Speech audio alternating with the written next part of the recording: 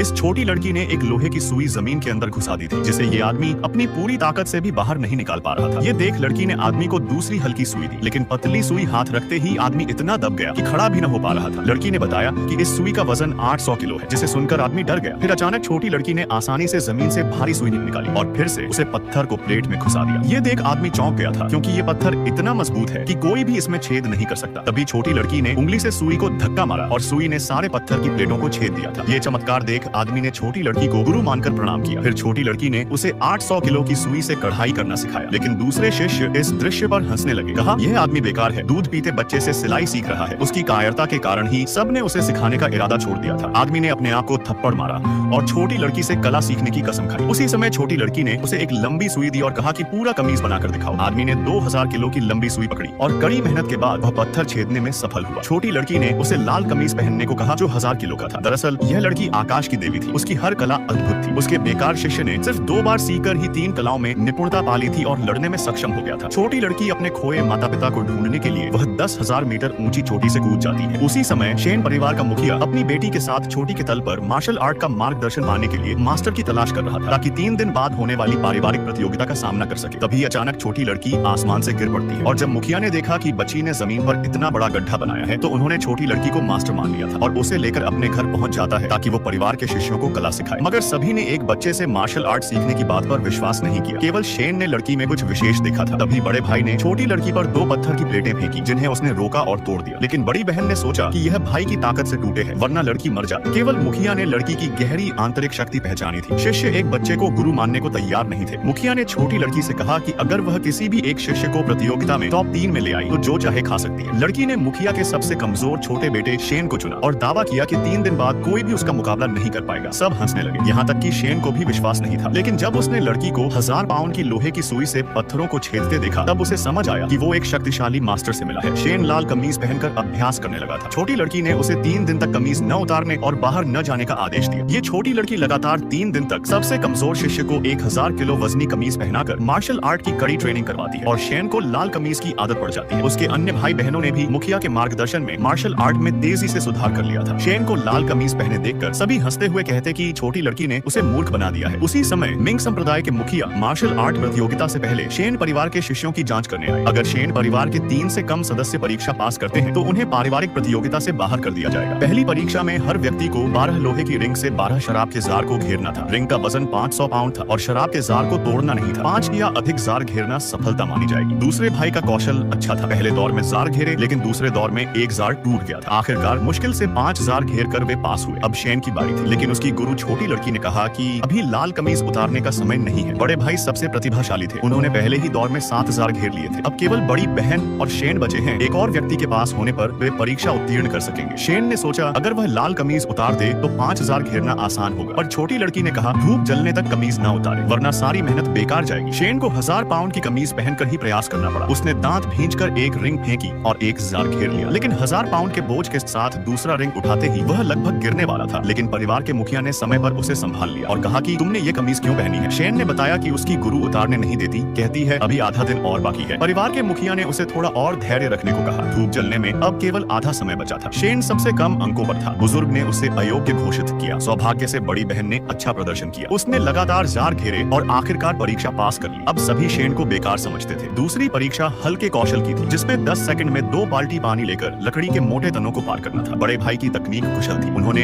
18 second में परीक्षा पास की। बड़ी बहन भी हल्के कौशल में निपुण थी, उन्होंने 19 सेकंड में परीक्षा पास की। बाकी दोनों एक एक करके बाहर हो गए। दूसरे छोटे भाई भी परीक्षा पास नहीं कर पाए। अब सिर्फ शेन बचा है। लोहे का कमीज पहने शेन ने बाल्टी बिना किसी प्रयास के उठा ली और एक छलांग में वह अविश्वसनीय ऊंचाई तक पहुंच गया था, जिसे देख सब चौंक गए थे। उसका गुरुत्व केंद्र अस्थिर था, सिर भारी, पैर हल्के और छाती में प्राण जमा। 3 कदमों में उसकी जीत निश्चित थी, लेकिन वास्तव में शेन 1000 पाउंड का बोझ लिए अपना संतुलन नहीं रख पाया और जब वो गिरने वाला था, बड़े भाई ने उसे रोकने के लिए पूरी ताकत लगा दी और हैरान रह गया कि शेन इतना भारी क्यों है। बड़े भाई ने देखा कि शेन का लाल कमीज कोई मामूली कपड़ा नहीं था, लेकिन शेन परीक्षा पास नहीं कर पाया। शेन परिवार से इस बार केवल 2 लोग पास हुए थे। मानक पूरा नहीं हुआ। इस समय शेन को अपना लोहे का लाल कमीज उतारने में अभी 1 मिनट बाकी था। प्रतियोगिता अंतिम निर्णायक मुकाबले पर पहुंच गई, जो थी रिंग में अंतिम युद्ध। पश्चिमी क्षेत्र के पहले मास्टर ने उड़ान भरी। सभी लोग डर गए, क्योंकि कोई भी इनका प्रतिद्वंद्वी नहीं हो सकता था। किस्मत उनका शिष्य बाद में आया, यह कहते हुए कि यह भीड़ उसके गुरु से लड़ने के लायक नहीं है। अगर कोई उसके हाथों के मुकाबले में 30 सेकंड तक चल सके तो वह पास माना जाएगा। बड़े भाई सबसे पहले मंच पर चढ़े, मगर एक ही लात में उसे रिंग से बाहर कर दिया गया। उनमें लड़ने की शक्ति नहीं बची थी। बड़ी बहन मंच पर जाना चाहती थी, पर बड़े भाई ने उसे रोका और खुद पहले रिंग में चढ़ गए। बड़े भाई ने दशकों के अनुभव पर भरोसा किया और सोचा कि वे ताकतवर प्रतिद्वंद्वी से लड़ सकते हैं, लेकिन अप्रत्याशित रूप से 2 मूव भी नहीं कर पाए और बाहर फेंक दिए गए। प्रतिद्वंद्वी शेन परिवार को बेकार और यहीं भंग हो जाने को कह रहे थे। बड़े भाई को इस शक्तिशाली व्यक्ति के सामने इतना कमजोर देखकर बाकी का शेन परिवार कुछ नहीं कर सकते थे, मगर तभी परिवार का सबसे छोटा बेटा शेन मैदान में उतर आता है और प्रतिद्वंद्वी को लड़ने की चुनौती देता है।